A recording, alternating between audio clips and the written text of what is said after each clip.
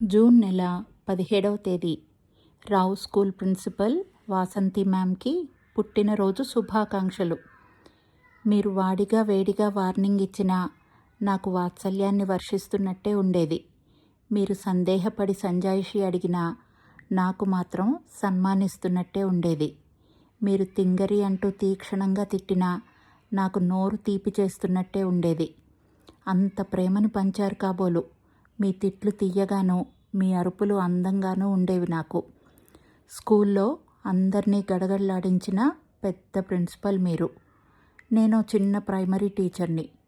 మీ హుందాతనం నన్ను ఆకట్టుకుంటే నా పనితనం మిమ్మల్ని ఆకర్షించినట్టుంది. అంతమందిలోనూ నాకు ప్రత్యేక హోదానే కల్పించారు. టైం టేబుళ్ళు, సబ్స్టిట్యూషన్లు, ప్రోగ్రామ్ షీట్లు, పిక్నిక్లు, సెలబ్రేషన్లు, యాన్యువల్ డేలు అన్నిట్లోనూ నాకు పెత్తనం ఇచ్చారు. నిజంగా తింగరిగా ఉన్న నాకు తిరుగులేని తర్ఫీదునిచ్చారు.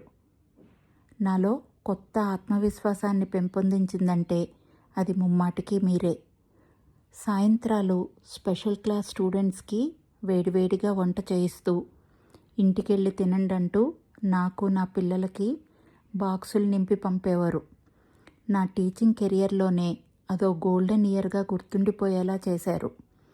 అందరి పుట్టినరోజు పండుగల్ని వేడుకగా జరిపించిన మీ పుట్టినరోజుని అట్టహాసంగా చేయాలని ఆరాటపడ్డాను. అంతా గమనిస్తున్న గిట్టని కళ్ళు గర్జించాయి. మన మధ్య గుదిబండను విసిరేశాయి. చెప్పుడు మాటల ప్రభావంతో చీపో అన్నారు. చెమ్మగిల్లిన కళ్ళతో బయటకొచ్చేశాను. కానీ గట్టి బంధమేమో మళ్ళీ కలిశాం. తనివి తీరా మాట్లాడుకున్నాం. ఈసారి ఎవ్వరూ దూరం చేయలేనంత దగ్గరైపోయాం. మరోసారి మీకు పుట్టినరోజు శుభాకాంక్షలు మ్యామ్.